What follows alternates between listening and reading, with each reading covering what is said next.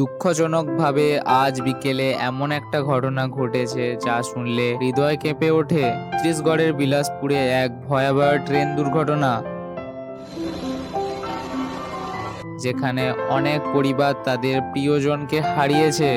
আজ বিকেল প্রায় 4টার দিকে গেবরা রোড থেকে বিলাসপুর গ্রামী একটি মেমো যাত্রী ট্রেন একটি স্থির মালগাড়ির পেছনে ধাক্কা খেয়ে লাইনচ্যুত হয়। এই দুর্ঘটনায় ঠিক কতজনের প্রাণ গেছে তার সঠিক তথ্য এই মুহূর্তে ঠিকমতো পাওয়া যাচ্ছে না, তবে মোটামুটি 2 থেকে 5 জন হতে পারে। তবে গুরুতরভাবে অনেকেই আহত হয়েছেন। ঘটনাটি ঘটে গাতোড়া এবং বিলাসপুর স্টেশনের মাঝামাঝি এলাকায়। রেল সূত্র জানিয়েছে এটি সম্ভবত সিগন্যালের ত্রুটি বা মানবীয় ভুলের কারণে ঘটতে পারে। উদ্ধার কাজ অবিরাম চালানো হচ্ছে, আর সেই দৃশ্যগুলি বিশ্বাস করুন হৃদয়কে কাঁপিয়ে দেয়। রেল কর্তৃপক্ষ রেল কর্তৃপক্ষ ঘোষণা করেছে আর্থিক সহায়তা এবং তদন্তের নির্দেশ দিয়েছে। আজ অনেকের জীবনই থেমে গেল।